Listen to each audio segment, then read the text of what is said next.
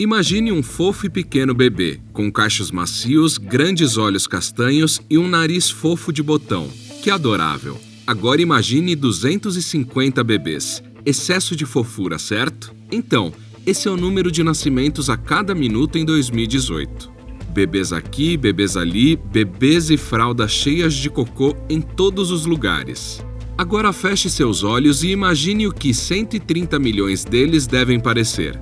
Esse é o tanto de bebês que nascem anualmente. Se essa tendência continuar, isso significa que a população mundial vai atingir os 11 bilhões de pessoas pelo ano de 2100. Mas e se as coisas mudassem? E mudassem drasticamente? Hoje vamos considerar um cenário alternativo incomum. E se as mulheres parassem de ter bebês?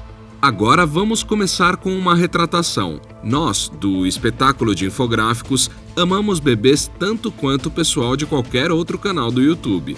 Mas nosso trabalho é explorar eventos que às vezes podem ser desconfortáveis, mas ainda assim realmente intrigantes, como e se as mulheres, por uma razão ou outra, parassem de dar à luz? Você deve admitir que é uma boa questão. Claro, o que se segue depois depende um pouco do motivo em questão. Por exemplo, talvez uma epidemia global que matou uma parcela da população e deixou o resto incapaz de se reproduzir. Já existem doenças por aí que se espalham rapidamente e podem impedir a gravidez. Tuberculose, por exemplo, pode levar à infertilidade em homens e mulheres, embora não seja frequente. É altamente contagiosa também. Simples espirros ou tossidas é o suficiente para passar a infecção para os outros. Então talvez uma superbactéria com múltiplas mutações se desenvolva de forma que seja imune a qualquer tipo de tratamento com efeitos muito maiores e dessa forma ele se espalhe praticamente para todos os lugares.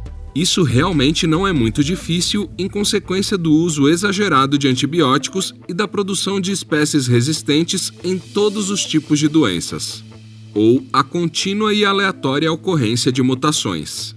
Mais além, a vida para nós vai se tornar cada vez mais aglomerada com o tempo. Em caso de uma bactéria resistente a remédios, ela poderia se alastrar para qualquer lugar e nunca parar de se espalhar. Então, uma doença séria de um tipo ou de outro, imaginando que a tuberculose foi só um dos exemplos de muitas outras doenças que existem por aí, teoricamente poderia destruir a fertilidade e trazer o fim dos bebês. Embora existam possíveis alternativas. A causa poderia ser a intoxicação contínua por superexposição de disruptores do sistema endócrino que afetem os hormônios de maneira tão contundente que nós sejamos incapazes de criar crianças. Existem muitos químicos que temos contato na nossa rotina diária que funcionam como estrógenos, ou hormônios femininos, andrógenos, ou hormônios masculinos, ou hormônios da tireoide. Esses afetam o balanço natural do corpo, criando um desequilíbrio. BPA nos plásticos, DEHP nas embalagens de comida e fitoestrógenos em coisas como a soja são alguns exemplos dessas substâncias. No futuro, eles devem se tornar mais concentradas ao nosso redor e no ambiente que vivemos. Ou, enquanto a população cresce e a poluição continua, nós podemos simplesmente nos tornar mais suscetíveis a elas enquanto somos bombardeados com uma variedade de dejetos de todas as direções. Sem mencionar o efeito que essas outras substâncias vão ter em nós e nos nossos hormônios. Nós todos sabemos o quão crítico é o papel dos hormônios para o funcionamento do corpo humano, sem mencionar a reprodução. Esses cenários são apenas alguns dos muitos possíveis casos que existem lá fora, e sinceramente, por uma questão argumentativa que isso afete as mulheres ao ponto de uma gravidez não ser suportável, mesmo no caso de um transplante de embrião. Além disso, que a ciência não esteja avançada ao ponto de que bebês possam ser produzidos em tubos de ensaio. Estamos falando realmente do fim dos bebês, sem a possibilidade de fazer algo a respeito. Consequentemente, ambas as situações teriam um impacto psicológico nos casais que tentassem a gravidez, mas acabassem descobrindo que são incapazes de ter filhos. Isso pode levar a sentimentos de ansiedade, frustração e até mesmo depressão. Infertilidade é um dos motivos conhecidos por separar casais e destruir relacionamentos, casamentos e famílias. Poderia até mesmo levar a uma espécie de crise de identidade com a dissociação das mulheres com o papel de procriação e gravidez. Isso também atenuaria os limites entre as diferenças de homens para mulheres. De certa forma, isso poderia ser uma coisa boa e acabar criando mais equalidade, com as mulheres ficando menos em casa e principalmente sem ficar criando as crianças. Entretanto, muitos homens e mulheres iriam sentir que algo está faltando em suas vidas. A ausência de bebês e crianças pequenas causaria um decaimento da felicidade para muitas pessoas, pelo menos por um tempo. Contudo, eventualmente, a maioria dos casais aceitaria que ficarão sem filhos. No caso de problemas hormonais extremos que levem à infertilidade, poderiam ocasionar mais problemas e interferir na libido ou qualquer outro desejo de ser íntimo com outro parceiro. Imagine por um momento um mundo sem sexo ou desejo, sem uma maneira de encontrar prazer e se reconectar com os outros ou reduzir estresse e ansiedade. Agora, imagine mulheres com problemas crônicos em seus níveis de estrogênio. Olá, TPM para uma vida toda. É isso mesmo, uma mudança de temperamento 24 horas por dia, 7 dias por semana. E não pense que com os homens seria diferente. Com baixos níveis de testosterona, eles se tornariam menos agressivos e mais fracos, e eles se tornariam mais propensos a se colocar em risco e mais adeptos a se envolver em atividades criminosas. Em outras palavras, viraríamos uma bagunça sem o sistema hormonal saudável. De acordo com a doutora Amy Callert, uma especialista em estruturas sociais, é provável que nós não durássemos os estimados 100 anos que levamos para ter um fim por causas naturais. De fato, ela tem motivos para acreditar que nós acabaríamos matando uns aos outros muito antes disso acontecer. Além da família e da estrutura social, a economia iria oscilar um pouco também. Negócios que dependem de bebês para seus produtos e serviços se encontrariam em apuros. Isso inclui creches e lojas com temáticas infantis. Com o tempo, abrangeria escolas e até mesmo esportes, e depois de um certo período, não haveriam mais gerações de jovens para cuidar da população restante que está envelhecida. Programas governamentais que provêm para os mais velhos colapsariam sem uma força de trabalho jovem, sem mencionar que para muitos, aposentadoria jamais seria possível. A vida se tornaria irreconhecível sem pessoas capazes de entregar qualquer que fosse a necessidade, força física, visão aguçada ou habilidades mentais apuradas. Próximos do fim, muitos sofreriam. Contudo, nem todas as mudanças seriam negativas, pelo menos não a princípio. Bebês, no final das contas, são muito caros. O Departamento de Agricultura do ZEWA estima que uma família de renda média na América gasta $14.970 todos os anos por criança. Mantê-los até a idade de 18 anos adiciona um custo total de até $245.340. Essa definitivamente não é uma diferença barata. Enquanto essa conta varia por país e região, país ao redor do globo, vão indubitavelmente concordar que ter filhos é qualquer coisa menos barato. Sem ter que prover para os bebês ou crianças, muitas pessoas em todos os lugares teriam muito mais ganhos ao seu dispor. Isso significa que o gasto que esses pais teriam gastando com as roupas dessas crianças, atividades extracurriculares e educação, agora podem ser investidas em qualidade de vida. Eles poderiam se gabar mais e comprar itens mais luxuosos para si. Haveria mais tempo para relaxar depois de um dia de trabalho, ao invés de lutar para dar banho nos pequenos, vesti-los para dormir e então colocá-los para dormir. E antes de envelhecerem demais, eles teriam a possibilidade de viver uma vida muito mais confortável se eles forem espertos para isso. É claro, a mentalidade de cada geração restante deverá mudar também e assim alterar tudo. A ética poder acabar voando pela janela quando perceberem que não importa o esforço, nada do que eles fizerem vai gerar um impacto duradouro. Melhorias seriam de certa forma sem sentido se quando partissem não houvesse ninguém para aproveitar.